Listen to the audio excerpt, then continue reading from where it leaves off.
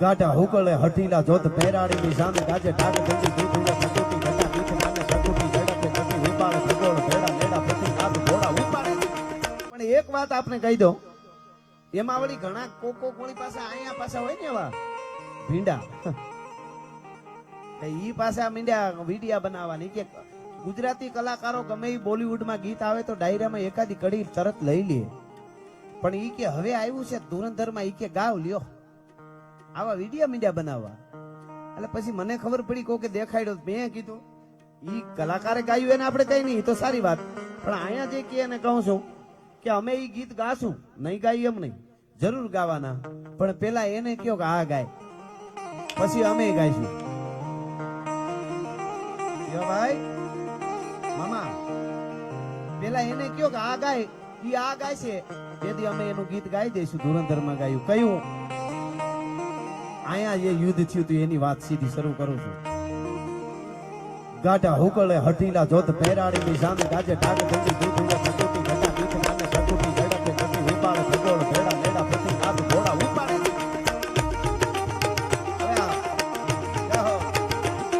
ગાઢા હુકળે હઠીલા જોત પહેરાડીની સામે ગાજે ઢાક ધંધી દૂધુએ પ્રકૃતિ ઘટા પીઠ નામે પ્રકૃતિ ઝડપે ગતિ વિપાળે ભગોળ ભેડા લેડા પ્રતિ નાદ ઘોડા ઉપાડે.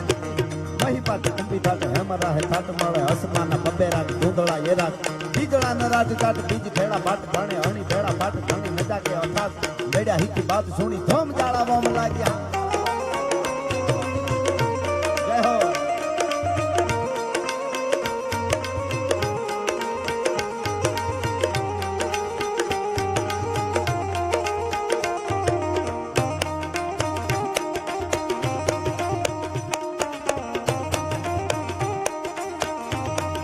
સનાતન માટે આપણે ખાલી ભેળું થવાનું છે. ખાલી આવા સારા કાર્યક્રમો હોય અને સારું કરતા હોય એને બિરદાવવાના છે. રાષ્ટ્ર માટે, ધર્મ માટે એને આજે આપણે માથા નથી દેવા પડતા. પણ એક જેદી વખત હતો આ ધરતીમાંથી એવા કાળા કોપના ટીટના ટીટ જ્યારે ઉતરતા હતા, તેથી ઘરે ઘરેથી યુવાનો તૃણ જેમ લંગરા બંધ નાખે દરોડ ગન મધ જરા કંધ નાખે મરોડ એક કોણી મારીને હાથીના કુંભાસળને ભાંગી નાખે અને લોઢાની હાકળુને તણખલાની જેમ તોડી નાખે એવા મહાપુરુષોને આ ધરતીએ જન્મ આપ્યા છે. એવા મહાપુરુષો આ યુદ્ધના મેદાનમાં જ્યારે ઉતરતા હતા, એટલા માટે મારે ખાસ મોદી સાહેબ પધારવાના છે કાલે, એટલા માટે મારે કેવું છે કે આવતા હોય તો મજા આવે, જોવાની મજા આવે, હાલ્યા આવતા હોય તો. અને અમારા શબ્દોમાં કેવું હોય, કારણોના શબ્દોમાં તો કેવી રીતે આવતા હોય મોદી સાહેબ?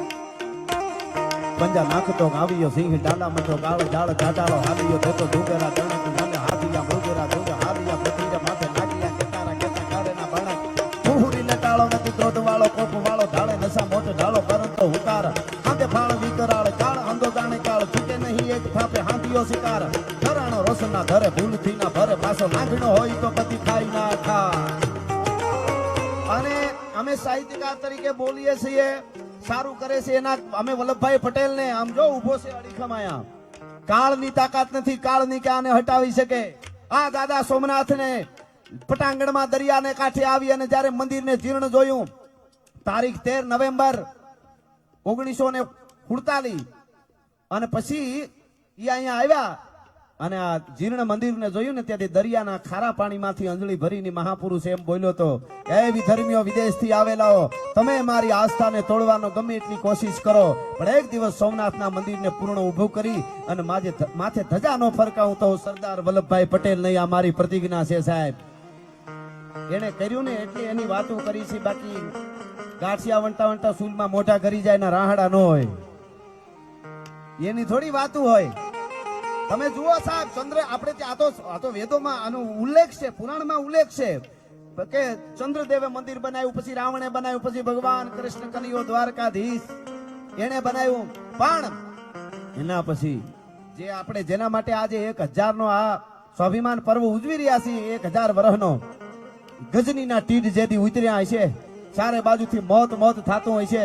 અને એ વખતે ભીમદેવ સોલંકી આખી કથા કેવા બેહું તો બહુ સમય નથી, મારે એક વાર્તા કરવી છે ખાસ કરીને, કારણ કે સોમનાથના પટાંગણમાં, અને હું તમને આમ એમાં લઈ જઈશ યાત્રામાં, તમને લાગે એ વાત હું કરવાનો છું. પણ આ તો કોના વખાણ કરવા, એમણે અહીંયા લડ્યા કપાણા.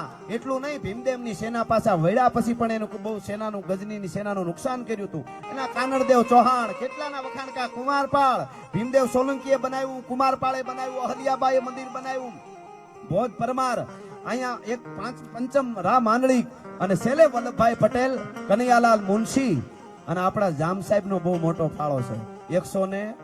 167 જેટલા એન્જિનિયરો તેથી મંદિર માથે મૂક્યા હતા. જામ સાહેબને આપણે જોરદાર તાળીઓથી વધાવવા જોઈએ. ભલા માણસ, આપણી અસ્મિતા ઉપર હું અહીંયા સમય પ્રમાણે મારે નથી, નહીતર હું આમ તમને ચિત્ર ઊભું કરતો આખું.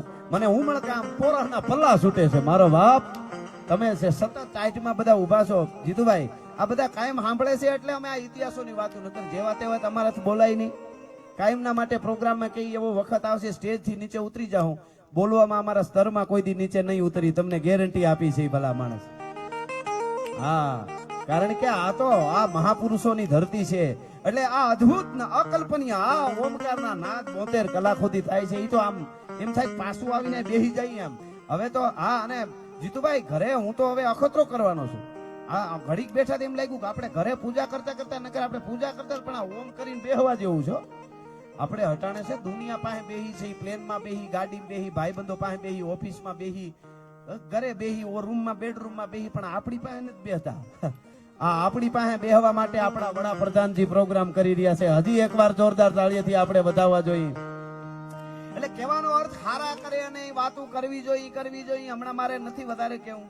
હમણાં એક નાનકડો વિડીયો મને કોઈ દેખાડ્યો, બહુ સારા માણસ.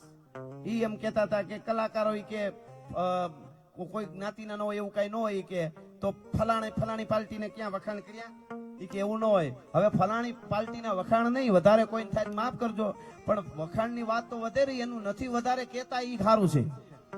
એમાંય ઘણું કહેવાય. પહેલી વાર દાદા સોમનાથનું મંદિર થતું હોય અને રાષ્ટ્રપતિને એમ કે તમારે ન જવું જોઈએ ત્યાં, એના અમે બપોર પછી ખાઈને નામ લેવું, જેને જે થવું હોય કરી લે, અમારે એની જરૂર નથી. આ જાહેરમાં કહું છું, અને આમાં બધા સમજદાર સમજે છે. આ તો નથી કેતા, એ અમારી મર્યાદા છે, એ કહી દઉં. એટલે આમાં મારે નથી વધારે, ઘણું બધું છે, આમ આવશે હજી તો. પણ સાહેબ જે સારું કરે છે સાહેબ, અને ચારે બાજુથી ઓપરેશન સિંદૂરને કેમ આપણે ભૂલાય સાહેબ. આપણી સેના આજે હું કાયમ ડાયરામાં કહું છું કે આપણા દેશના યુવાનો હિમાળા માથે કાયમના માટે જાગે છે, એટલે ડાયરામાં તબલું ને બેંજો વાગે છે. ભલા માણસ, એને કેમ ભૂલાય? હા હા હા. એટલે કહેવાનો અર્થ મારો ઈ છે કે ક્રાંતિનો આ દેશ છે. પેલા ક્રાંતિ હોય તો જ શાંતિ થાય, નકર આપણા ધાબા પર કોક પથારી કરે. વાયડાઈ ન હોવી જોઈએ પાછી. વાયડાઈમાં ક્રાંતિ ફેર છે, બેન ભેળા કરી દે એ ખોટું કહેવાય. વાયડાઈ કરવી હેલી, ક્રાંતિ લઈ આવી બહુ અઘરી. વાયડાઈ છે ને પોલીસ બે ડંડા નાખે હેઠી આવે, એક દિવસ દાદા સોમેશ્વરના પટાંગણમાં ચારે બાજુથી મોતના જ્યારે ઘમાકા બોલતા હશે, મારો જ્યારે થતું હોય છે, અને એ વખતે દાદા સોમેશ્વરના નાદ નમો વાજ ભૂતાય ધાનમ ભયાનમ જટામાહી ગંગા જલકે પ્રિયાનમ પ્રિયમ નેત્ર જાલા જલમ ચંદ બાલમ વિષમકંઠ માલા ગલે રૂંઢ માલમ મીઠે સંકટમ વાટ ઘાટમ વિકટમ રટે નામ તો કોટી કાટે કસટમ. એના નાદ થતા હશે. તેથી આ ધરતીના, ભારતની ધરતીના, ગુજરાતની ધરતીના અને સૌરાષ્ટ્રની ધરતીના યુવાનો, તરવરિયા 18 વર્ષના યુવાનોએ કીધું હતું, આક્રમણકારીઓ ગમે એટલા આવે પણ અમારા જ્યાં સુધી છેલ્લું લોહીનું ટીપું અમારા શરીરમાં હોય ત્યાં સુધી દુશ્મનના મૂળિયા નો ઉખેડી નાખી તો ભારતની ધરતીના યુવાનો ને કહેવાય. ભલા માણસ, એ સંઘર્ષની કેવડી મારે એ કથા તો ખાસ કેવી જ છે. 15 મિનિટની વાત હું અમીરજીને લઈ આવીશ, પણ એની પહેલા થોડી વંદના દુહાસન છપા ખરા એ કરી લઉં. કારણ કે આપણે આપણા સમય નહીં, પણ ખાસ મારે આજ મને ઉમળકો ઓમકારના નાદ તમે અંદર જઈને સાંભળો ને એમ થાય સમાધિમાં વયા જવા. આપણે આ આપણી સનાતન પરંપરા છે. જીતુભાઈ હમણાં કીધું ને કે ભાઈ આ ઓમકારના નાદ 72 કલાક સુધી થાય, મહાઆરતી થાય, શૌર્ય સભા થાય, શૌર્ય ગાથા. અને આપણા યશસ્વી વડાપ્રધાન શ્રી સાહેબ આપણા બાપ દાદાઓ રામ રામ કરતા, આપણા બાપ દાદાઓ જય માતાજી બોલતા, આપણા બાપ દાદાઓ જય સોમનાથ બોલતા, પણ 500 વર્ષ પછી महाकाली पावागढ़ मंदिर ऊपर ध्वजा फरकावी मोदी साहब के लिए एक ताली तो बनती है यार बधाई नहीं। आपणे भले कड़कड़ती ठंडी होय साहेब हाले आवता आवता मजा आवे। वडाप्रधान आम आपणे कई एवुं ओलुं नथी पण जे हासु छे नो कही तो मजा नो आवे। આવતા હોય તો લાગે ખાવ જ વયો આવશે ને અમુક આવતા હોય ડગું ડગું તો આપણે એમ લાગે કોક દોરી જાય છે ખુવાને. હા પણ મજા આવે. અને ભગવાન રાઘવેન્દ્ર સરકાર ભગવાન રામનું મંદિરમાં હમણાં ધજા ફરકાવીને હવે આ સોમનાથ સ્વાભિમાન પર્વ જે ઉજવાઈ રહ્યો છે એટલે મને આમ તોરા છૂટે છે. એટલે હું શરૂઆત ત્યાંથી કરું, પછી જે આનંદ આવી છે એ વાતો કરીશું. પણ હમણાં ધુરંધરમાં એક ગીત આવ્યું, સમજાય નહીં પણ સારું છે, જે ગાયું છે એને આપણે અભિનંદન આપીએ. આપણે એની ભાષામાં ભગવાનમાં ન સમજી એટલે આપણે એમ સંજયભાઈ નો કહી શકીએ ગીત આવું છે કે તેવું છે. બરોબર, ગીત સારું જ હશે.